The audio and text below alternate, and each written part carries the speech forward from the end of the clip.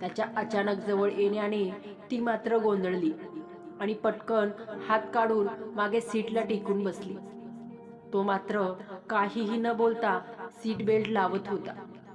Set केलेले केस, trim beard, चेहऱ्यावर थोडेसे वैतागलेले भाव, त्याचा तो चार्मिंग लुक पाहून ती त्याच्यात हरवून गेली.